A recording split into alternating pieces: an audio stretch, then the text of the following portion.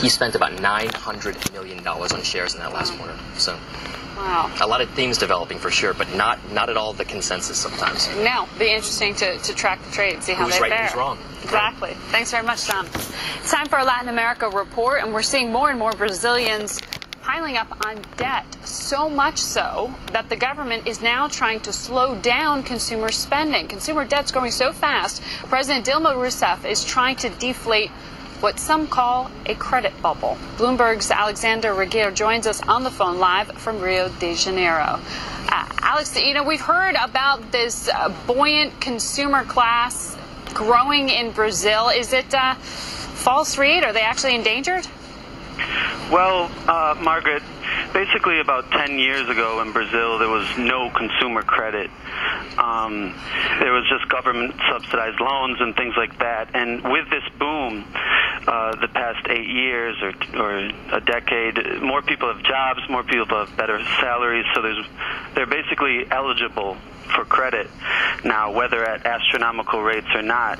Now consumer credit totals about $495 billion. And the kind of scary thing is that the average credit card rate is 238% a year, and that's the average, not the top of the range.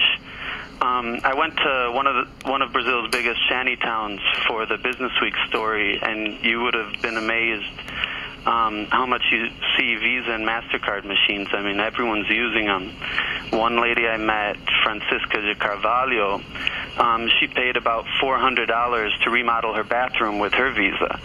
Other people buy new shoes with their Visa or better food. One guy said he bought the steak for his weekend barbecue with his credit card. And this is the type of thing that economists really cringe at, because they would prefer that you make an investment where you would get money back so you can pay off your loan, but these people aren't too worried about that. Yeah, no, Alex, I mean, those stories of consumers in Brazil going into Walmart and buying, hair dryers on credit, partially over time. I mean, you hear so many anecdotes of this new behavior, but how is the government now trying to control this, keep it from popping?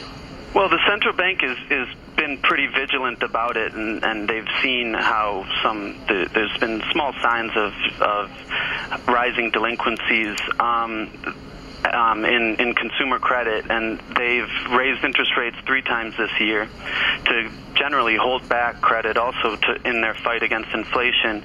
And they also targeted consumer loans in increasing deposit and reserve requirements for banks, focusing mostly on vehicle loans and kind of the Brazilian style of a payday loan, which is some of the most fastest growing types of credit. Yeah, well, it's a great read, Alex. Thanks for reporting on that write-up, which, as you mentioned, it's available in Business Week magazine right now. Stay with us here on In Business. When we come back, the list of Republican presidential contenders.